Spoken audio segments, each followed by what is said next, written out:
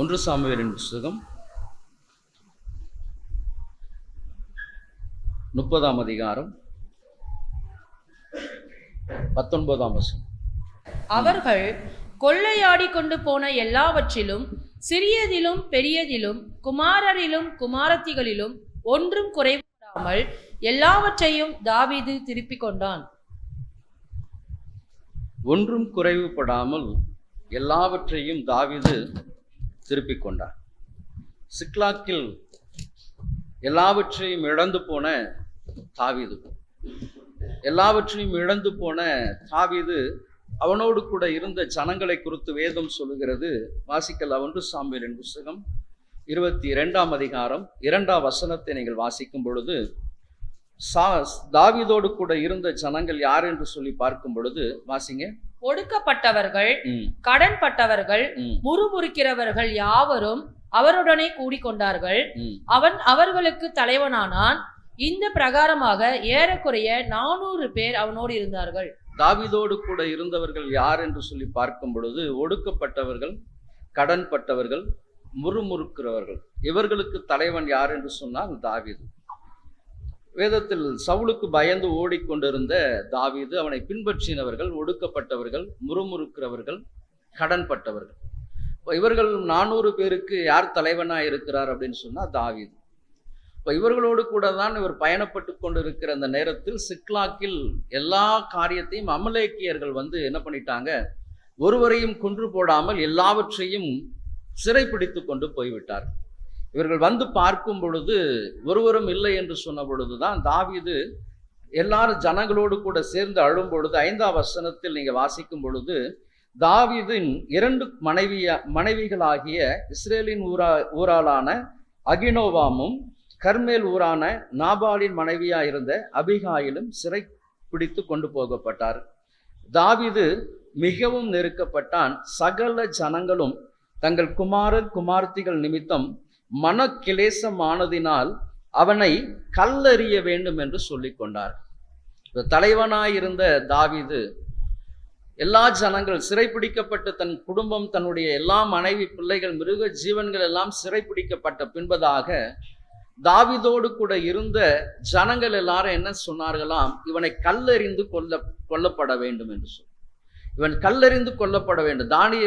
தாவீதுக்கு வந்த நெருக்கத்தின் பாதைகள் பார்க்கும் பொழுது எப்படி திருப்பிக் கொண்டார், எப்படி சகலத்தையும் திருப்பிக் கொண்டார்.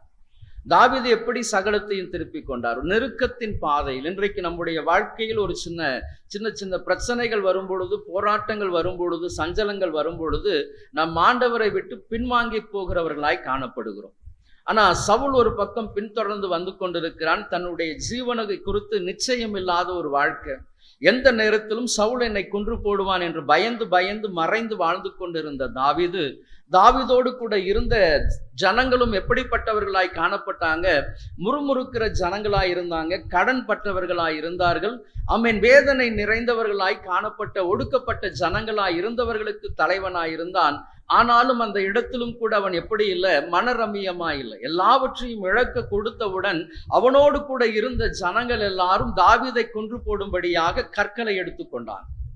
வந்திருக்கிற கர்த்தருடைய ஜனமே, வேதத்தில் வாக்குத்தத்தங்கள் வாசிக்கும் பொழுது அழகாக இருக்கும். ஆனா அந்த வாக்குத்தத்தத்தின் உள் இருக்கக்கூடிய காரியங்களை பார்க்கும் பொழுது அதிகமான வேதனைகள், அதிகமான சஞ்சலங்கள். எந்த நேரத்தில் தாவீது இந்த காரியத்தை திருப்பிக் கொண்டார்? நெருக்கத்தின் பாதையில் தன்னுடைய ஜீவனையே பணயம் வைத்துதான் அவர் ஆண்டவருடைய சமூகத்தில் அதன் பின்பதாக அமருகிறார். ஆகவேதான் இந்த 8வது மாதத்திலும் கூட கர்த்தர் உங்களை அழைத்து வந்திருக்கிறார், அவரை ஆராதிக்கும்படியாக, பாடி துதிக்கும்படியாக. அப்ப நானும் கூட இன்றைக்கு உங்களுடைய இருதயத்திலும் கூட பலவிதமான கேள்விகள் இருக்கலாம். ஆண்டவரே, நான் வந்திருக்கிற ராஜா, ஒவ்வொரு வாரமும் நான் வந்து போய்கொண்டிருக்கிறேன். என் வாழ்க்கையில் நீர் செய்ய போகிற அல்லது செய்ய நினைக்கிற காரியங்களை குறித்த வெளிப்பாடுகளை எனக்கு கொடுங்க ராஜா. என் எதிர்காலத்தை குறித்த வெளிப்பாடுகளை கொடுங்க ராஜா. நான் எதுவரைக்கும் இப்படியே நான் அமர்ந்திருப்பது? என்னையும் கூட எடுத்து பயன்படுத்த வேண்டும் என்று சொல்லி நீங்கள் வாஞ்சிக்கலாம், அல்லது என்னுடைய குடும்பம் தழைக்க வேண்டும் என்று சொல்லி நீங்கள் வாஞ்சிக்கலாம், அல்லது உங்களுடைய வேலை ஸ்தலத்தில் ஒரு பதவி உயர்வுக்காக நீங்கள் காத்திருக்கலாம், அல்லது நீங்கள் படித்து முடித்து ஒரு நல்ல வேலைக்கு போக வேண்டும் என்று சொல்லி நீங்கள் காத்திருக்கலாம். இப்படி பலவிதமான எதிர்பார்ப்புகளோடு கர்த்தருடைய சமூகத்திற்கு நீங்க வந்திருக்கிறீங்க. எதிர்பார்ப்போடு கூட வந்திருக்கிற கர்த்தருடைய ஜனத்தை பார்த்துதான் சொல்லுகிற வார்த்தை, நீ சகலத்தையும் திருப்பிக் கொள்வாய்.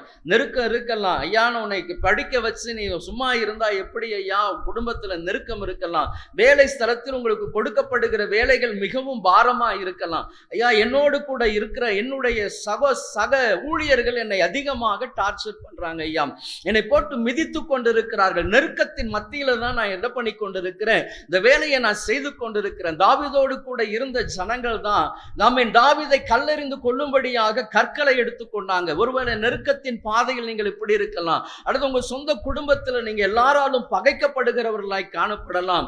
ஆமென். நீங்க வடித்த கண்ணீருக்கு கர்த்தர் பதில் கொடுக்க போதுமானவராய் இருக்கிறார். நீ சகலத்தையும் திருப்பிக் கொள்ள முடியும். நீ விசுவாசிக்கும் பொழுது, கர்த்தரை நம்பும் பொழுது நீ என்ன பண்ண முடியும்? இழந்தவைகள் எல்லாவற்றையும் சகலத்தையும் நீ என்ன பண்ண முடியும்? திருப்பிக் கொள்ள முடியும். ஆகவேதான் வேத புஸ்தகத்தில் வாசிக்கும் பொழுது நீங்க 1 சாமுவேலின் புஸ்தகம் 30ஆம் அதிகாரத்தில் 8ஆம் வசனத்தை நீங்க வாசிங்க. தாவீது கர்த்தரை நோக்கி, நான் அந்த தண்டை தொடர வேண்டுமா, அதை பிடிப்பேனோ என்று கேட்டான். அதற்கு அவர், அதை பின்தொடர், அதை நீ பிடித்து சகலத்தையும் திருப்பிக் கொள்வாய் என்றார். ஆமென். தாவீது சோர்ந்து போகவே இல்லை. நெருக்கத்தின் பாதையில் இருந்து ஒடுக்கப்பட்டிருக்கிற தாவீதுக்கு பயம் என்பது இல்லை. ஐயா, என் ஜீவனுக்காக நான் ஓடிக்கொண்டு இருந்தாலும் என்னை சுற்றில் இருக்கிற ஜனங்கள் என்னை கல்லெறிந்து கொள்ள வேண்டும் என்று சொல்லி இருந்தாலும் தாவீதுடைய இருதயம் எப்படி காணப்பட்டது? கர்த்தரை தேடும்படியாக. நம்ம நெருக்கம் வரும் பொழுது, உபத்திரவங்கள் வரும் பொழுது, வேதனைகள் வரும் பொழுது நாம் யாரை தேடி போகிறோம்? நம்ம இருதயத்தில் இருப்பதையெல்லாம் சொல்லுவதற்கு ஒரு நபர் இருந்தா நல்லா இருக்குமே. யாரிடத்தில் ஆகிலும் என் இருதயத்தில் இருப்பதையெல்லாம் சொன்னா நல்லா இருக்குமே. மனிதர்களை தேடுகிறோம், அல்லது ஆத்தும நண்பர்களை தேடுகிறோம். யார் எனக்கு உண்மையா இருக்கிறார்களோ அவர்களிடத்தில் நம்ம என்ன பண்ண முடியும்? உள்ளத்தில் இருப்பதையெல்லாம் சொல்லி ஒரு ஆறுதலை நான் பெற்றுக்கொள்ள முடியும் என்று சொல்லி இருதயத்தில் இருப்பதையெல்லாம் நாம் சொல்லுகிறோம். நம் மனிதர்களை நாடி சொல்லுகிறபடியினால் நமக்கு என்ன கிடைக்காது? எந்த விதத்திலும் ஆறுதல் கிடைக்காது. ஆனா தாவீது நமக்கு ஒரு நல்ல முன்மாதிரியை வைத்து போயிருக்கிறார். இந்த நெருக்கப்படுகிற நேரத்தில் அவர் யாருடைய சமூகத்தில் அமர்ந்திருந்தாராம்? கர்த்தருடைய சமூகத்தில். தாவீது கர்த்தரை நோக்கி முறையிடுகிறார். வந்திருக்கிற கர்த்தருடைய ஜனமே, குடும்பத்தில் பிரச்சனைகள் வரும் பொழுது, வேலை ஸ்தலத்தில் பிரச்சனைகள் வரும் பொழுது, அல்லது எனக்கு ஒரு எதிர்காலம் எப்படி இருக்கும் என்று சொல்லி நீங்கள் திகைத்து கொண்டு இருக்கும் பொழுது, நீங்க போக வேண்டிய இடம் கர்த்தருடைய சமூகம். கர்த்தருடைய சமூகத்தில் தான் உங்களுடைய வாழ்க்கையின் எல்லா விதமான கேள்விகளுக்கும் பதில் கிடைக்கும். வேற எந்த ஒரு மனுஷனிடத்திலும் நீங்கள் போனாலும் பதில் கிடைக்காது. எந்த ஜோசியக்காரனிடத்தில் போனாலும் உங்களுக்கு பதில் கிடைக்காது. ஆமென். எந்த விதமாக உலகத்தில் இருக்கக்கூடிய யாரிடத்தில் போனாலும் உங்களுக்கு என்ன கிடைக்காது? பதில் கிடைக்காது. ஆனால் அதே நேரத்தில் ஆண்டவராகிய கிறிஸ்து இயேசுவின் சமூகத்திற்கு, அவருடைய பிரசனத்திற்குள்ளாக நீங்கள் முழங்கால் படியிடும் பொழுது, அவருடைய பிரசனத்தை உணர்ந்து நீங்கள் ஜெபிக்கும் பொழுது, உங்க வாழ்க்கையின் எதிர்காலங்களை குறித்து கர்த்தர் அழகாய் சொல்லுவார். அவர் பேசுகிற தேவன். நீங்களும் நானும் ஆராதிக்கிற தேவன் பேசுகிறவர். அவர் ஊமையானவர் அல்ல. அவர் கேட்டும் கேளாதவரை போல போகிற தேவன் அல்ல. உன்னுடைய கண்ணீருக்கு அவர் பதில் கொடுப்பார். உன் கண்ணீரை துடைப்பார். நீ போக வேண்டிய வழியை சொல்லுவார். நீ என்ன செய்ய வேண்டும் என்பதை குறித்து தெளிவான வெளிப்பாடுகளை யார் கொடுக்க முடியும்? உனக்காக ஜீவனை கொடுத்த ஆண்டவராகிய இயேசு கிறிஸ்து செய்ய முடியும். பரிகாரிகளை அல்ல, ஆண்டவருடைய சமூகத்தை நீங்கள் தேட வேண்டும். ஐயா, நான் இந்த 8வது மாதம் சகலத்தையும் நான் திருப்பிக் கொள்வேன். நிச்சயமாக சகலத்தையும் திருப்பிக் கொள்ள முடியும்.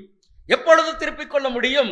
நான் கர்த்தருடைய சமூகத்தில் அவருடைய பிரசனத்தை உணர்ந்தவர்களாக நான் கேட்க வேண்டும். ஆண்டவரே, நான் இந்த தண்டை பின்தொடர்ந்தால் எனக்கு என்ன கிடைக்கும்? ஐயா, நான் சகலத்தையும் திருப்பிக் கொள்ள முடியுமா? ஆண்டவர் சொன்னார், நீ சகலத்தையும் திருப்பிக் கொள்வாய். அந்த ஒரு வார்த்தை தான் தாவீதுடைய வாழ்க்கையில் ஒரு பெரிய மாற்றத்தை கொண்டு வந்தது. ஆமென். அவருக்கு ஒரு பெரிய பலத்தை கொண்டு வந்தது. மொத்தம் 600 பேர் போனாங்க. 200 பேர் விடாய்த்து போனார்கள்.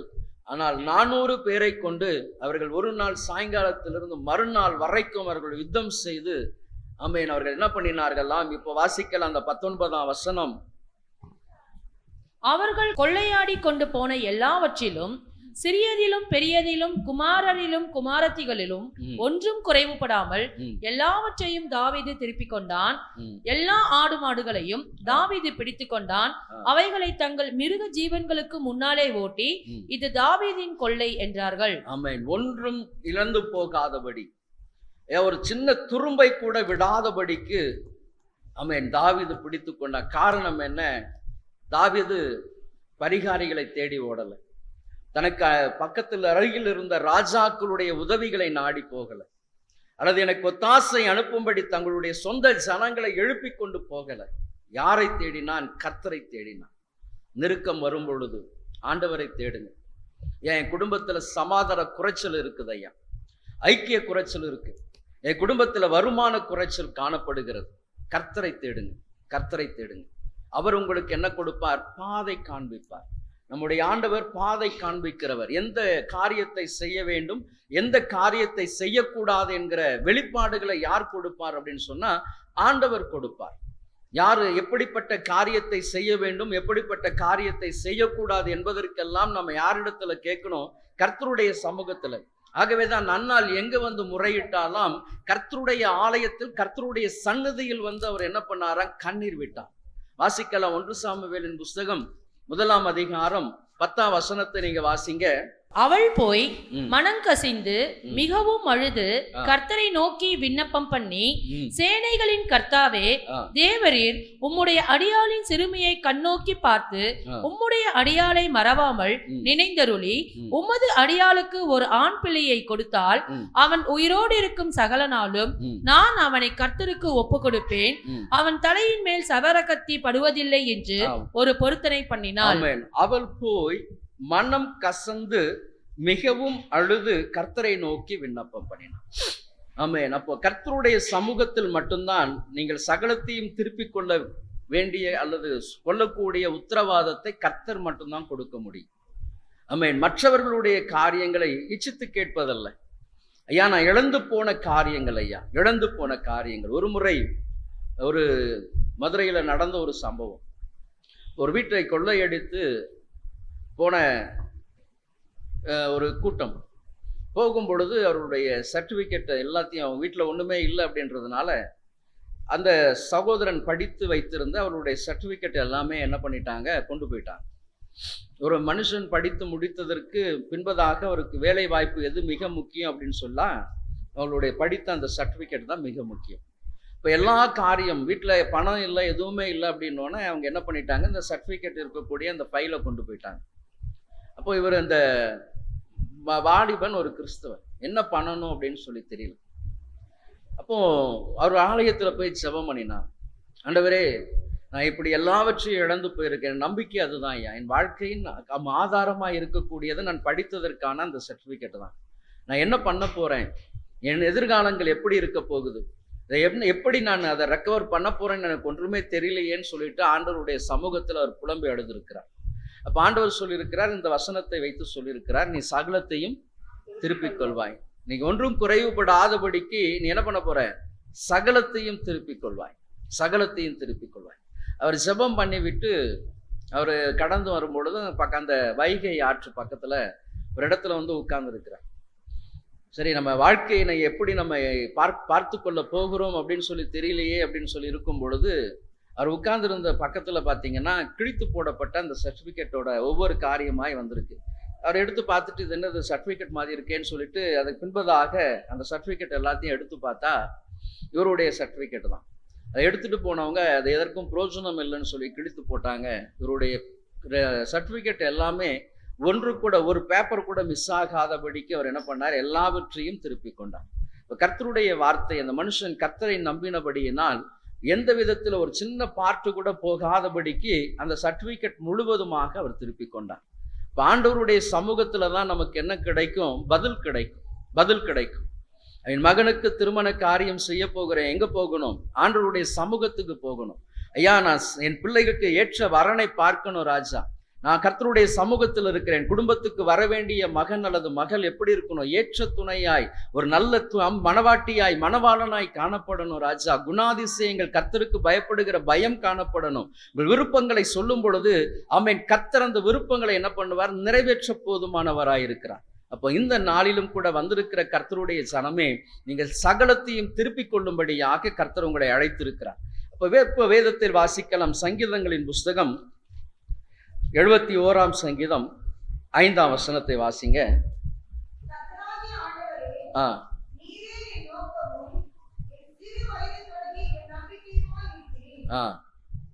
என் சிறு வயது தொடங்கி என் நம்பிக்கையாயிருக்கிறேன். ஆமென். என் நோக்கம் யாரு? கிறிஸ்து. அப்போ நான் சகலத்தையும் திருப்பிக் கொள்ள வேண்டும் என்று சொன்னால் நான் யாரை நோக்கமாக பார்க்கணும்? கிறிஸ்துவை பார்க்கணும். என் சிறு வயது தொடங்கி நீங்க தான் யாரு? என்னுடைய நம்பிக்கையாயிருக்கிறேன். அப்ப மேலோட்டமான ஒரு ஜெப வாழ்க்கை அல்ல, அஸ்திபாரமான நம்பிக்கையுள்ள ஒரு அஸ்திபாரம் உள்ள ஒரு வாழ்க்கை. ஜெபம் என்பது ஆழமாய் போடக்கூடிய ஒரு அஸ்திபாரம். அப்ப என் நம்பிக்கையாக நான் யாரை வைக்கணும்? கிறிஸ்துவை வைக்கணும். ஆகவேதான் சங்கீதக்காரன் தாவீது சொல்லும் பொழுது, கர்த்தரை நான் எனக்கு முன்பதாக வைத்திருக்கிறேன், அவர் என் வலது பார்சத்தில் இருக்கிறபடி நான் என்ன பண்ண மாட்டேன்? அசைக்கப்பட மாட்டேன். அவர் உறுதியான ஒரு நம்பிக்கை. இன்றைக்கு நம்முடைய வாழ்க்கையில் இருக்கக்கூடிய நம்பிக்கை எப்படி காணப்படுகிறது அப்படின்னு சொன்னா, நெறிந்த நாணலை போல காணப்படுகிறது. ஒரு சோதனைகள் வரும் பொழுது, ஒரு பலவீனம் வரும் பொழுது நம்ம எப்படி காணப்படுகிறோம்? வளைந்து நெளிகிறவர்களாய் காணப்படுகிறோம். ஸ்திரத்தன்மை நம்ம இடத்துல என்ன பண்ணல? காணப்படல. அந்த உறுதியான நம்பிக்கை, கிறிஸ்துவின் பேரில் இருக்கக்கூடிய அந்த உறுதியான நம்பிக்கையை நம்ம என்ன பண்ண முடியல? வைக்க முடியல. காரணம் என்ன அப்படின்னு சொன்னா, வாழ்க்கையில எப்படி காணப்படுகிறோம்? ஒரு ஆழமான அஸ்திபாரம் இல்லாத ஒரு வாழ்க்கை. ஆழமாய் அஸ்திபாரம் நீங்கள் போடும் பொழுது நீங்க நம்பிக்கையாய் உறுதியாய் காணப்படுவீங்க. எப்படிப்பட்ட பிரச்சனைகள் வந்தாலும், போராட்டங்கள் வந்தாலும் நீங்க என்ன பண்ணுவீங்க? எதிர்த்து நிற்கிறவர்களாய் காணப்படுவீங்க. ஆமென். ஆகவேதான் விதையை நம்ம மண்ணுல போட்டா மட்டும்தான் என்ன பண்ண முடியும்?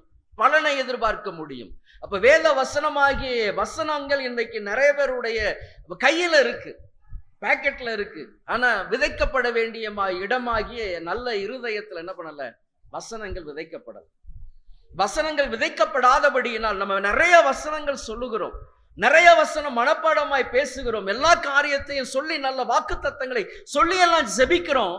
ஆனா விதைக்கப்பட வேண்டிய இடத்துல என்ன பண்ணல? வசனம் விதைக்கப்படல. அதனாலதான் என்ன பண்றோம்? சோதனை காலம் வரும்பொழுது, தத்தளிப்பின் காலம் வரும்பொழுது ஸ்திரத்தன்மைகளில் இருந்து நம்ம அப்படி நெளிந்து காணப்படுகிறோம். காரணம், அந்த உறுதியான அஸ்திபாரம் இல்லைங்க. ஆமென். மரம் சாயக்கூடாதுன்னா அதனுடைய வேர் என்ன இருக்கணும்? ஆழமாய் போகணும். அது ஆழமாய் எந்த அளவுக்கு ஆழமாய் போகிறதோ அப்பதான் அது ஓங்கி வளரும். ஆமென். எவ்வளவு காற்று அடித்தாலும் புயல் அடித்தாலும் என்ன பண்ணாது? கீழே விழாது. வந்திருக்கிற கர்த்தருடைய ஜனமே, கர்த்தர் என் நம்பிக்கையா. என் சிறு வயது முதல் யார் எனக்கு நம்பிக்கை? ஆண்டவர் என் நம்பிக்கையா இருக்கிறார் ஐயா.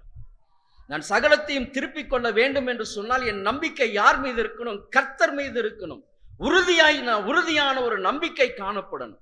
இன்றைக்கு அநேகருடைய வாழ்க்கையில் அந்த உறுதியான நம்பிக்கை இல்லாத பட்சத்தில் தான் நம்ம என்ன பண்ணி கொண்டு இருக்கிறோம்? சரிக்கு விழுந்து கொண்டு இருக்கிறோம். ஆகவே நம்பிக்கையுடைய சிறைகளை அரணுக்கு திரும்புங்கள், ரெட்டிப்பான நன்மையை தருவேன், இன்றைக்கே தருவேன். அப்போ ஆமென். இன்றைக்கு நம்பிக்கையை கிறிஸ்துவின் மீது வைங்க.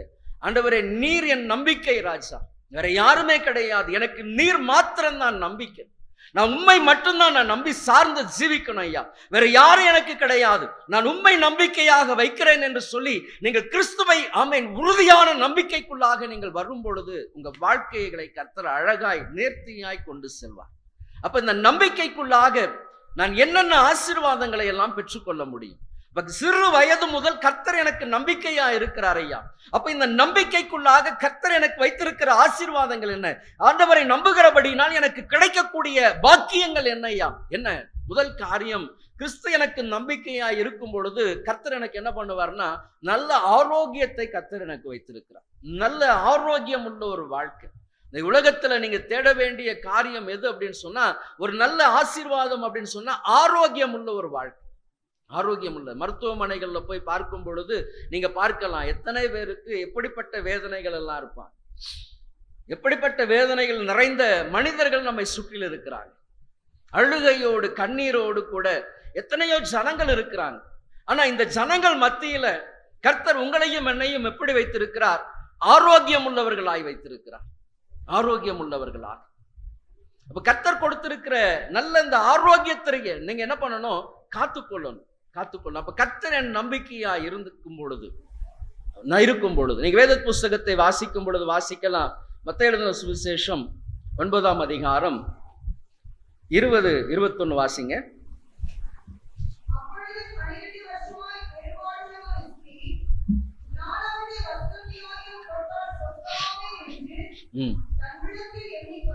ஆ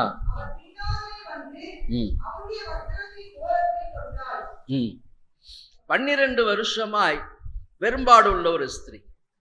12 வருஷம் ஒரு ஆரோக்கியமாய் இருக்கிறவனுக்கு ஒரு பழமொழி சொல்லுவாங்க பார்த்தீங்க, வயிற்று வலிக்காரனுக்கு தான் வயிற்று வலி வந்தாதான் அதோடைய என்ன தெரியுமா வலி. மற்றவர்களுக்கு இப்போ வயிற்று வலிக்கார இப்போ எனக்கு ஒரு வயிறு வலி இருக்கு அப்படின்னு சொன்னா நான் சொல்லுகிறபடினால் அதான் எனக்கு தான் அந்த பெயின் இருக்கும். மற்றவர்கள் என்ன பண்ணுவாங்க? இந்த மருந்து கூடி அந்த மருந்து கூடி. ஆனா அந்த வேதனையில் இருக்கக்கூடியவர்களுக்கு தான் அதனுடைய காரியங்கள் தெரியும். அதனுடைய எப்படிப்பட்ட ஒரு காரியங்கள் அப்படின்னு சொல்லிட்டு வேதனைகள் நிறைந்த ஒரு வாழ்க்கை. இப்ப 12 வருஷமாய் ஒரு சிலர் சொல்லும் பொழுது நமக்கெல்லாம் ரொம்ப கஷ்டமா இருக்கும். அது இவ்வளவு நாட்களாக நாங்க என்ன பண்றோம்? சுகர்ல இருக்கிறோம் ஐயா. இப்ப அது வேதனையா இருக்கும். இன்னொரு சிலர் இந்த கிட்னி டிரான்ஸ்பிளான்ட் பண்ணணும், டயாலிசிஸ் பண்ணிக்கிட்டு இருக்கிறோம். வேதனையான ஒரு வாழ்க்கை. அவங்க சொல்லும் பொழுதே நமக்கு அந்த உடம்புலாம் அப்படியே பார்த்தீங்கன்னா ரொம்ப நடுக்கமா இருக்கும்.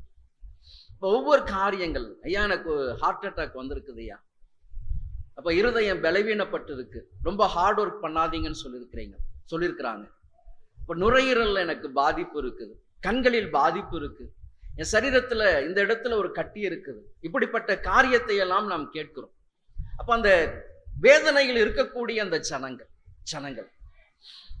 அப்ப அந்த காரியங்கள் சொல்லும் பொழுது நமக்கு பாரமா இருந்தாலும் ஆனா அந்த பாதைகள் அவர்கள் கடந்து செல்றாங்க. இது போலதான் 12 வருஷமாய் பெரும்பாடுள்ள அந்த ஸ்திரியை குறித்து நம்ம வாசிக்கிறோம். அப்போ அந்த பலவீனத்தின் மத்தியில் 12 ஆண்டுகள் ஆரோக்கியம் இல்லாதபடிக்கு அவள் எப்படியெல்லாம் தன்னை முழுவதுமாக வேதனையோடு கூட அந்த சஞ்சலத்தோடு கூட இருந்திருக்கிறாள். தன் ஆஸ்திகளை எல்லாம் விற்று வைத்தியருக்கு கொடுத்தும் அது என்ன கிடைக்கலையா? ஒரு கொஞ்சம் கூட ஆரோக்கியம் இல்லை, எனக்கு ஆரோக்கியமே இல்லையா, கொஞ்சம் கூட எனக்கு நன்மை கிடைக்கல. அப்ப ஆரோக்கியம் கர்த்தர் கொடுத்திருக்கும் பொழுது அதை என்ன பண்ணணும்? நான் பாதுகாத்து கொள்ளுகிறவளாய் காணப்படும். இப்ப கர்த்தரின் நம்பிக்கையா இருக்கும் பொழுது கர்த்தர் என்னை எப்படி வைத்திருக்கிறார்? ஒரு பழுதில்லாத ஒரு சிருஷ்டியாய் கர்த்தர் என்னை வைத்திருக்கிறார்.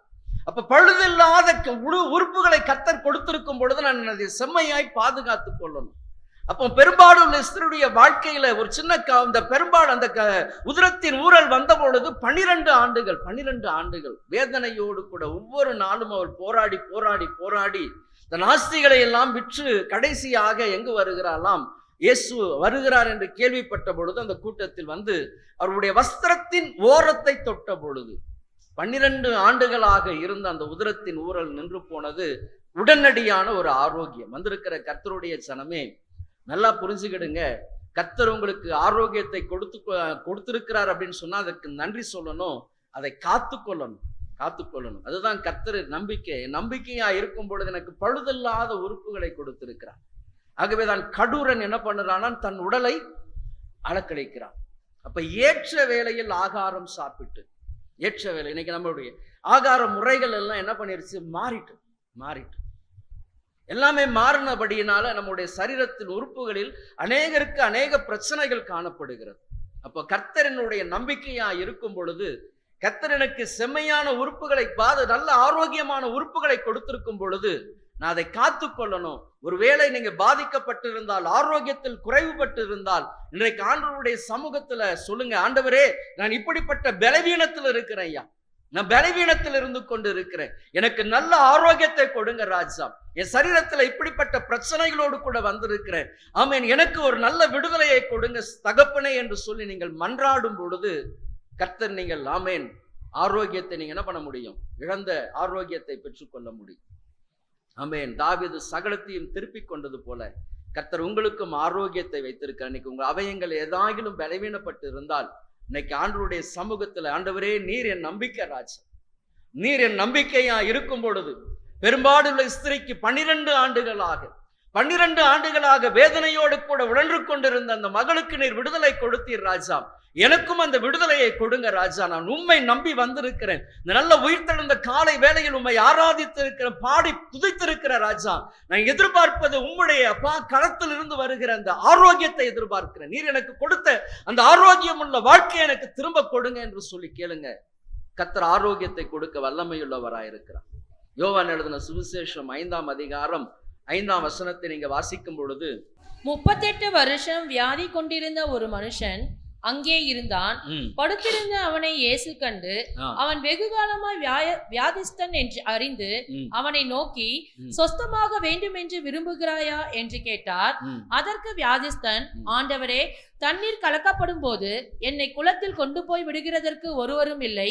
நான் போகிறதற்குள்ளே வேறொருவன் எனக்கு முந்திக் கொண்டு இறங்கி விடுகிறான் என்றான். இயேசு அவனை நோக்கி, எழுந்திரு, உன் படுக்கையை எடுத்துக்கொண்டு நட என்றார். 38 வருஷமாய் படுத்து கொண்டிருந்த ஒரு மனுஷன், 38 வருஷமாக. கொஞ்சம் யோசித்து பாருங்க. 1 ஆண்டு 2 ஆண்டு அல்ல, 12 வருஷம் பெரும்பாடு உள்ள ஒரு ஸ்திரீ 38 வருஷமாக எந்த விதத்திலும் செயல்பாடுகள் இல்லாத ஒரு மனுஷன், ஆரோக்கியமே இல்லாத ஒரு மனுஷன் பெதஸ்தா குளத்தின் அருகே படுத்து கொண்டிருக்கிறார். ஆமென். இன்றைக்கும் கூட வந்திருக்கிற கர்த்தருடைய சனமே, உங்க வாழ்க்கையில செயல்பாடுகள் இல்லாத ஒரு வாழ்க்கை வாழ்ந்து கொண்டிருக்கலாம். ஐயா, இவ்வளவு ஆண்டுகள் ஐயா, 38 வருஷம். கொஞ்சம் யோசித்து பாருங்க. தன்னுடைய வாலிபத்தை முழுவதுமாக தொலைத்து போட்டு எந்த வயது உங்களுக்கு ரொம்ப ஆக்டிவா இருக்கும் அப்படின்னு சொன்னா வாலிப வயது. இந்த வாலிப வயதின் எல்லா விதமான காரியங்களை எல்லாம் இழந்து 38 வருஷமாய் படுத்த படுக்கையில் இருக்கிற ஒரு மனுஷன். எந்த விதமான செயல்பாடுகள் கிடையாது. அவனிடத்தில் எந்த விதமான பிரோஜனமான வாழ்க்கை கிடையாது, எந்த விதமான அசைவுகளும் கிடையாது. அப்பதான் ஆண்டவர் பார்த்து கேட்கிற, நீ சொஸ்தமடைய விரும்புகிறாயா? நம்ம அப்ப கர்த்தர் என் நம்பிக்கையா இருக்கும் பொழுது, இன்னைக்கு ஒருவேளை உங்க குடும்பத்துல, ஐயா, இத்தனை ஆண்டுகள் எனக்கு என்ன கிடைக்கல, நன்மை கிடைக்கல ராஜா, நான் எதிர்பார்த்திருக்கிற ஆசீர்வாதங்கள் எனக்கு கிடைக்கல. இத்தனை ஆண்டுகள் 38 வருஷமாய் ஒரே இடத்தில் இருந்த ஒரு மனுஷன், அதே போலதான் என் குடும்பம் இருந்து கொண்டிருக்கிறது ஐயா. ஒரு எந்த விதத்திலும் மாற்றம் இல்லாத ஒரு வாழ்க்கை, தழைக்கக்கூடிய எந்த விதமான காரியங்கள் இல்லாத ஒரு வாழ்க்கை. ஆமென். நான் இழந்து போயிருக்கிறேன் ராஜா. இன்னைக்கு ஆண்டவருடைய சமூகத்துல சொல்லுங்க, நீங்க என் நம்பிக்கையா இருக்கிறீங்க ராஜா, நீங்க என் நம்பிக்கையா இருக்கிறீங்க. எப்படி 38 வருஷமாய் ஆமென் தகப்பனை வியாதி படுக்கையில் இருந்த ஒரு மனுஷனை தேடி போனாரோ, அதே போல கர்த்தர் இன்றைக்கு உங்களை தேடி வந்திருக்கிறார். நீங்க சொல்லுங்க ஆண்டவருடைய சமூகத்துல, ஆண்டவரே, நீர் என் நம்பிக்கையா இருக்கிறீங்க ராஜா. என்னுடைய வாழ்க்கையும் இப்படிதான் இருந்து கொண்டு இருக்கிறது, எந்த விதமான செயல்பாடு இல்லை ஐயா. ஆனாலும் நாங்கள் ஆலயத்திற்கு வருகிறோம், ஆலயத்துக்கு வந்து போய்கொண்டு இருக்கிறோம். ஆனா என் குடும்பத்துல நன்மைகள் காணப்பட முடியலையே, என் பிள்ளைகளுடைய வாழ்க்கையில நன்மைகளை நான் எதிர்பார்க்கலையே ராஜா. நாங்கள் எப்படிப்பட்டு இருக்கிறோம்? நாங்கள் காயப்படுத்த வந்திருக்கிறோம் ஐயா, சொஸ்தம் இல்லாமல் வந்திருக்கிறோம், ஆரோக்கியம் இல்லாமல் வந்திருக்கிறோம். என் குடும்பம் ஆரோக்கியமாய் ஜீவிக்க வேண்டுமே ராஜா. 38 வருஷம் எங்களுக்கு நன்மையே இல்லையாப்பா, நன்மையே இல்லையே. கர்த்தர் தழைக்க பண்ணுகிறவர், குடும்பத்தை வர்த்திக்க பண்ணுகிறவர். அப்ப ஆமென், யார் நம்பிக்கையா இருக்கணும்? கர்த்தர் நம்பிக்கையா இருக்கணும். ஆரோக்கியம் என்பது ஒரு சரீர காரியங்கள் மாத்திரம் கிடையாது. குடும்பம் தழைத்து ஆமென் பெருகுகிற ஒரு அனுபவம் காணப்படணும். கர்ப்பத்தின் கனிகளை கர்த்தர் கொடுத்து என்ன பண்ணணும்? சிறந்திருக்கும்படியாக செய்ய வேண்டும். அப்ப என் குடும்பத்துல ஆரோக்கியம், கர்ப்பத்தின் கனி என்கிற ஆரோக்கியத்தை கர்த்தர் கொடுக்க வேண்டும். எப்பொழுது? நான் ஆமென் அவர் நம்பிக்கையா இருக்கும் பொழுது, கர்த்தர் எனக்கு நம்பிக்கையா இருக்கும் பொழுது. அவர் தேடி வருகிற தேவன். இன்றைக்கும் கர்த்தருடைய ஆலயத்திற்கு வந்திருக்கிற கர்த்தருடைய சனமே, அவர் உங்களை தேடி வந்திருக்கிறார்.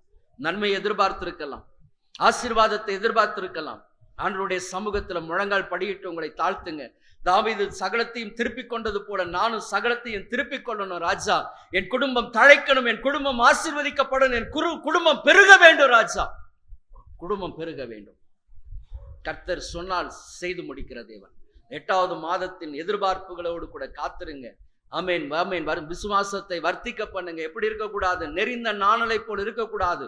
உறுதியான நம்பிக்கை. கர்த்தர் எனக்கு கொடுத்தால் நிச்சயமாய் கொடுப்பார் ஐயா.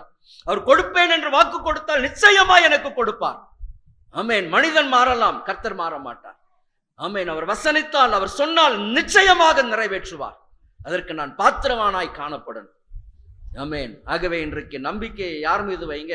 கர்த்தர் மீது வைங்க. சிறு வயது முதல் கர்த்தர் எனக்கு நம்பிக்கை. இரண்டாவதாக கர்த்தர் நமக்கு வைத்திருக்கிற இன்னொரு ஆசீர்வாதமும் அவருடைய பாதுகாப்பு. அவர் என் நம்பிக்கையா இருக்கும் பொழுது கர்த்தர் எனக்கு எப்படிப்பட்ட பாதுகாப்பை கொடுக்கிறார்? வாசிக்கலாம். 2 ராஜாக்களின் புஸ்தகம் 6ஆம் அதிகாரம் 16-17 வசனங்கள் வாசிங்க. அதற்கு அவன், பயப்படாதே, அவர்களோடு இருக்கிறவர்களை பார்க்கிலும் நம்மோடு இருக்கிறவர் அதிகம் என்றான். அப்பொழுது எலிசா விண்ணப்பம் பண்ணி, கர்த்தாவே, இவன் பார்க்கும்படி இவன் கண்களை திறந்தருளும் என்றான். உடனே கர்த்தர் அந்த வேலைக்காரன் கண்களை திறந்தார். இதோ, எலிசாவை சுற்றிலும் அக்கினிமயமான குதிரைகளாலும் ரதங்களாலும் அந்த மலை நிறைந்திருக்கிறதை அவன் கண்டான். ஆமென். எலிசாவுடைய வேலைக்காரன், எலிசாவோடு கூட இருக்கிற வேலைக்காரன். ஆனால் எப்படி அவர் காணப்பட்டார்? கண்கள் திறக்கப்படலை. கர்த்தர் என் நம்பிக்கையா இருக்கும் பொழுது அவர் என்னை பாதுகாக்கிற தேவன், எனக்கு ஆரோக்கியத்தை கொடுக்கிறவர், இரண்டாவது பாதுகாப்பை கொடுக்கிறவர். இந்த ஆகஸ்ட் மாதம் சகலத்தையும் திருப்பிக் கொள்வாய். நீங்க திருப்பிக் கொள்ளக்கூடிய காரியங்கள் ஆரோக்கியமும் பாதுகாப்பு. கர்த்தருடைய பாதுகாப்பு இல்லை அப்படின்னு சொன்னா ஒண்ணுமே இல்லை. கர்த்தருடைய பாதுகாப்பு நம்மை சுற்றி கர்த்தர் வேலி அடைக்கல அப்படின்னு சொன்னா ஒண்ணுமே கிடையாது. ஆனா கர்த்தர் என்ன பண்ணுகிறார்? அழகாய் நம்மை வேலி அடைக்கிறார். எத்தனையோ விதமான விபத்துகளை நம்ம கேள்விப்படுகிறோம், மரணங்களை கேள்விப்படுகிறோம். வயநாடு, ஒரு நாள் இரவு அவர்கள் நித்திரை செய்து எழும்பின பொழுது அந்த பகுதியில் இருந்த கிராமங்களே இல்லை. அது எத்தனையோ பேர் மடித்து போனாங்க, காணாம போயிருக்கிறாங்க. ஒரே நாள் இரவு நேரத்தில் எல்லா விதமான மாற்றங்கள் நடக்கு. நம்ம பக்கத்தில் இருக்கிற காரியம், பக்கத்தில் இருக்கக்கூடிய மாநிலத்தில்.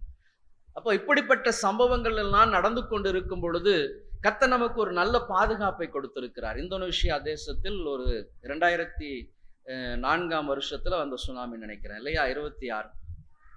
இப்போ அங்க இருக்கக்கூடிய கிறிஸ்தவ ஜனங்கள் எல்லாரும் அந்த கிறிஸ்துமஸ் ஆராதனை முடிந்தவுடன் அவங்க சொல்லியிருக்கிறாங்க, நம்ம எல்லாம் நாளைக்கு காலையில இந்த இந்தோனேஷியாவில் இருக்கக்கூடிய ஒரு குறிப்பிட்ட மலையில போய் நம்ம சபை எல்லாரும் போய், எல்லா குடும்பமாய் போய் நம்ம என்ன பண்ணணும்? ஜெபிக்கணும். எல்லாரும் குடும்பமாய் போய் ஜெபிக்கணும் அப்படின்னு சொல்லிட்டு அந்த கிறிஸ்துமஸ் ஆராதனை முடிந்தவுடன் சொன்ன உடனே அந்த ஜனங்கள் எல்லாரும் அதை உடனடியாக அந்த கர்த்தருடைய வார்த்தையா ஏற்றுக்கொண்டு என்ன பண்ணினாங்க? மறுநாள் காலையிலேயே எழுந்து அவங்க எங்க போயிட்டாங்க? அந்த மலைக்கு போய் ஜெபம் பண்ண ஆரம்பித்தாங்க. அவங்க ஜெபம் பண்ணிட்டு கீழே இறங்கி வந்து பார்த்தா அந்த அவங்க வசிக்கக்கூடிய அந்த இருப்பிடமே, அந்த கிராமமே இல்லாம போயிட்டு, அந்த கிராமத்தில் இருந்த அநேகர் மரித்து போனாங்க. யாரும் உயிர் தப்பல. இந்த ஜெபிக்கும்படியாக போன இந்த குடும்பத்தார் மட்டும்தான் பாதுகாக்கப்பட்டாங்க. கர்த்தரின் நம்பிக்கையா இருக்கும் பொழுது அவர் என்னை பாதுகாக்க போதுமானவராயிருக்கிறார். என்னை வேலி அடைத்தவர் பாதுகாக்கிற தேவன். இந்த நாட்களில் எத்தனையோ விபத்துகள் இந்திய தேசத்தில் ரயில்வேல பார்க்கும் பொழுது ஒரே மாதத்தில் 13-14 ஆக்சிடென்ட் இல்லையா? இப்போ நம்ம எதுலையுமே பயணப்படுவது என்பது நிச்சயம் இல்லாத ஒரு வாழ்க்கை. நம்ம போனோம் அப்படின்னு சொன்னால் அதை திரும்பி வருகிறோம் என்று சொன்னால் அது கர்த்தர் நமக்கு கொடுக்கிற ஒரு பாதுகாப்பு. இப்போ நிச்சயம் இல்லாத அடுத்த வேலையில் என்ன நடக்கும் அப்படின்ற ஒரு காரியம் இல்லாத ஒரு வாழ்க்கை வாழ்ந்து கொண்டிருக்கிறோம். இப்போ இப்படிப்பட்ட ஒரு சூழ்நிலையில் தான் எலிசாவுடைய வாழ்க்கை. ஆமென். சீரிய ராஜா என்ன பண்ணுவாரா? இந்த இஸ்ரவேலின் ராஜாவை பிடிக்கும்படியாக எங்க வேதத்தை வாசிக்கும் பொழுது 8ஆம் வசனம் வாசிங்க, 6-8. அக்காலத்தில் சீரியாவின் ராஜா இஸ்ரவேலுக்கு விரோதமாய் யுத்தம் பண்ணி இன்ன ஸ்தலத்திலே பாளையம் இறங்குவேன் என்று தன் ஊழியக்காரரோட ஆலோசனை பண்ணுவார். அவர் ஆலோசனை பண்ணுவார். ஆனா அந்த இடங்களுக்கெல்லாம் போக வேண்டாம் என்று சொல்லி தீர்க்கதரிசி ராஜாவுக்கு எச்சரிக்கை கொடுப்பார். இந்த இடத்துக்கெல்லாம் நீங்க போகாதுங்க அப்படின்னு சொல்லி அந்த தீர்க்கதரிசி கொடுத்த எச்சரிப்பை நம்பி அந்த ராஜா என்ன பண்ணுவார்? அந்த இடத்திற்கு ஆட்களை அனுப்புவார். அவர் சொன்னபடி அந்த இடத்தில் இப்படி சீரியருடைய தண்டுகள் பாளையம் இறங்கும். இப்படி தன்னை பாதுகாத்து கொண்டே இருந்தபடியினால் சீரிய ராஜாவுக்கு ஒரு பயம் வந்தது. நம்மிடத்திலிருந்து யார் உளவு சொல்லுகிறார்கள் என்று சொல்லும் பொழுதுதான் அந்த தேசத்தின் ராஜாவோடு கூட இருந்த ஒரு அதிகாரி சொல்லுகிறார், இல்லையா, அது அப்படியே கிடையாது. 12ஆம் வசனம் வாசிங்க. அப்பொழுது அவன் ஊழியக்காரரில் ஒருவன், அப்படி இல்லை என் ஆண்டவனாகிய ராஜாவே, நீர் உம்முடைய பள்ளி அறையிலே பேசுகிற வார்த்தைகளையும் இஸ்ரவேலில் இருக்கிற தீர்க்கதரிசியாகிய எலிசா இஸ்ரவேலின் ராஜாவுக்கு அறிவிப்பான் என்றான். நீர் உம்முடைய பெட்ரூம்ல பேசுகிற காரியத்தை கூட யார் சொல்ல முடியும்? இஸ்ரவேலில் தீர்க்கதரிசியா இருக்கக்கூடிய எலிசா சொல்லுவார், ஐயா நீ உங்களுடைய படுக்கை அறையில் பேசுவதை கூட அந்த மனுஷன் என்ன பண்ணுவான்? சொல்லிடுவார். இதுதான் ஆமென் ஒரு தீர்க்கதரிசியின் அனுபவம். உங்கள் இருதயத்தில் இருப்பதை அல்ல, நீங்கள் எந்த நேரத்தில் என்ன பேசினீங்க எல்லாமே சொல்லுவார். ஆகவே தான் ஆண்டவர் சொன்னார், கபடற்ற உத்தம இஸ்ரவேலன். நாத்தான் வேலை பார்த்து சொன்னார், கபடற்ற உத்தம இஸ்ரவேலன். அப்போ ஆண்டவர் ஆமென் ஒவ்வொருவருடைய இருதயங்களை அறிந்திருந்தார், எந்தெந்த சூழ்நிலைகள் எப்படிப்பட்ட காரியங்கள்லாம் இருக்கும் அப்படின்னு சொல்லிட்டு. அப்ப இவன் பார்க்கும்படி இவன் கண்களை திறந்தருளும். எலிசாவுக்கு நம்பிக்கை, கர்த்தர் என்னை சுற்றிலும் எப்படி இருக்கிறார்? அக்னி மதிலா இருக்கிறார் ஐயா. கர்த்தர் எனக்கு பாதுகாப்பாய் இருக்கிறார், அரணாய் இருக்கிறார், கோட்டையாக இருக்கிறார், நான் பயப்பட மாட்டேன். ஏன்? கர்த்தர் என் நம்பிக்கை ஐயா. நம்பிக்கை அவருடைய ஜீவனை கொண்டு சொல்லுகிறேன், அந்த நம்பிக்கை எனக்கு இருக்கு. கர்த்தர் எனக்கு நம்பிக்கையா இருக்கிறபடினால் ஒரு நல்ல பாதுகாப்பான ஊழியக்காரனுடைய வேலைக்காரனுடைய கண்கள் என்ன பண்ணல? திறக்கப்படல. பதறுகிறான், ஐயா நம்மை பிடிக்கும்படியாக ஆட்கள் வந்திருக்கிறாங்க, நம்மை கொன்று போட போறாங்க. பதறுகிறான், என்னுடைய ஜீவன் போக போகிறது ஐயா. பதறுகிறான். அப்பதான் அவன் சொல்லும் ஆமென் எலிசா ஜெபம் பண்ணுகிறான், இவன் பார்க்கும்படி இவன் கண்களை திறந்தரும். வந்திருக்கிற கர்த்தருடைய ஜனமே, உங்கள் ஒவ்வொருவரை சுற்றிலும் கர்த்தர் அக்னி மதிலாயிருந்து வேலையடைத்திருக்கிறார். ஆமென். எத்தனை பேருக்கு அந்த பாதுகாப்பு ஆமென் இருக்கிறது என்று உங்களுக்கு தெரியுமா? ஆமென். நம்முடைய ஆவிக்குரிய கண்கள் திறக்கப்படும் பொழுதுதான் உங்களை சுற்றிலும் ஆமென் கர்த்தர் என்ன பண்றார்? ஒரு நல்ல மதிலை வைத்திருக்கிறார், பாதுகாப்பை வைத்திருக்கிறார். ஆமென். யார் அது ஆமென் சூழ்ச்சி செய்து உங்களுடைய ஜீவனை எடுக்க வேண்டும் என்று இருந்தாலும் அது முடியவே முடியாது. கர்த்தர் மட்டும்தான். உங்களுக்கு ஏற்ற வேலைகள் வரும் பொழுது, அவர் அழைப்பு சத்தம் கேட்கும் பொழுது உடனடியாக புறப்பட்டு போக முடியும். மற்றபடி எந்த விதமான பிசாசுகளுக்கு என்ன பண்ணல? கர்த்தர் ஜீவனை எடுக்கக்கூடிய அதிகாரத்தை கொடுக்கல. என் ஓட்டம் முடியும் பொழுது நான் சரியா எங்க போவேன்? அவருடைய ராஜ்யத்திற்கு நேராக கடந்து போவேன். என் ஓட்டம் முடிகிற வரை எனக்கு யார் பாதுகாப்பு? கர்த்தர் பாதுகாப்பு. அது வரைக்கும் எந்த விதமான பிசாசு என்ன பண்ண முடியாது? என் ஜீவனை பறித்து கொள்ள முடியாது. ஆமென். ஆகவேதான் நல்ல போராட்டத்தை போராடும்படியாக ஆமென் பிரயாசப்படுங்க. ஆண்டவரே நீர் என் பாதுகாப்பா இருங்க ஐயா, என் பாதுகாப்பா இருங்க. ஒவ்வொரு நாளும் என் பிள்ளைகளை பாதுகாத்துக் கொள்ளுங்க, மனைவியை பாதுகாத்துக் கொள்ளுங்க, கணவனை பாதுகாத்துக் கொள்ளுங்க. நாங்க செல்லுகிற இடங்களில் எல்லாம் எங்களை சுற்றிலும் அக்னிமதலா இருந்து பாதுகாத்துக் கொள்ளுங்க ஐயா. இவன் பார்க்கும்படி இவன் கண்களை திறந்தருளும். இன்றைக்கு நீங்க பார்க்கும்படி உங்கள் கண்கள் திறக்கப்படட்டும். அப்பதான் கர்த்தர் உங்களை எப்படியெல்லாம் பாதுகாக்கிறார், எப்படியெல்லாம் அரவணைத்து செல்லுகிறார் என்பது உங்களுக்கு நல்லா தெரியும். ஒரு சில நேரங்கள்லாம் நீங்க வண்டியில போகும் பொழுது அப்படி ஒரு செகண்ட் தான் யாரோ அப்படி தள்ளி விட்ட மாதிரி இருக்கும். அது எப்படி நடந்தது, என்ன நடந்ததுன்னு உங்களுக்கு தெரியாது. ஒரு இமைப்பொழுதுதான் ஆமீன் இடற மாதிரி இருக்கும். டக்குன்னு அப்படி தூக்கி விட்ட மாதிரி இருக்கும். இதுதான் நம்மை சுற்றிலும் கர்த்தர் கொடுக்கிற ஒரு பாதுகாப்பு, தூதர்கள் செய்கிற காரியங்கள். இமைப்பொழுது ஐயா எல்லாமே மறைஞ்சிருக்கும். ஆனா கர்த்தர் இன்றைக்கு என்ன பண்ணியிருக்கிறார்? பாதுகாத்து வைத்திருக்கிறார். இது ஆண்டவர் கொடுத்திருக்கிற விசேஷமான ஒரு பாதுகாப்பு அவரை நம்புகிற ஜனங்களுக்கு. ஆமே. கடைசியாக ஒரு காரியத்தை சொல்லி ஆமே நம் ஜெபத்திற்குள்ளாய் கடந்து செல்லலாம். வாசிக்கலாம். கர்த்தர் எனக்கு நம்பிக்கையா இருக்கும் பொழுது நான் வெற்றி உள்ள ஒரு வாழ்க்கையை வாழ முடியும். நியாயாதிபதிகளின் புஸ்தகம் 16ஆம் அதிகாரம் 28ஆம் வசனம்.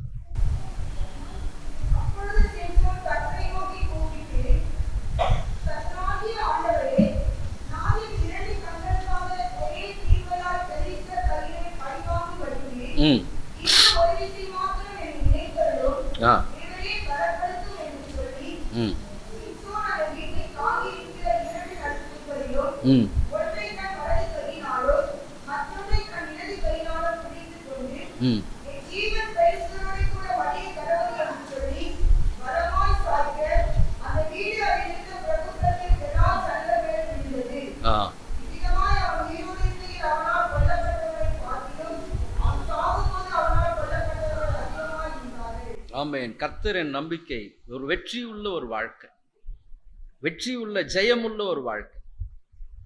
ஆமென். அந்த வாழ்க்கைக்காக தான் நாம் என்ன பண்ணி கொண்டிருக்கிறோம்? ஓடிக்கொண்டிருக்கிறோம். இப்போ நான் சகலத்தையும் திருப்பிக் கொள்ளக்கூடிய ஒரு அனுபவத்துக்குள்ள வரணும்னா ஜெயமுள்ள ஒரு வாழ்க்கை கிறிஸ்தவ வாழ்க்கை. ஆமென். ஜெயமுள்ள ஒரு வாழ்க்கை வாழ்வதற்காக கர்த்தர் நம்மை அழைத்திருக்கிறார். சிம்சோன் கண்கள் பிடுங்கப்பட்டு வேடிக்கை பொருளாய் மாறினவன், பின்மாற்றத்தில் கர்த்தரை மறந்து போனான், கர்த்தருடைய அபிஷேகத்தை இழந்து போன ஒரு மனுஷன். ஆனாலும் வேதம் சொல்லுகிறது அவனுடைய தலையில் அந்த வாசிங்க, அந்த வசனம் வாசிங்க.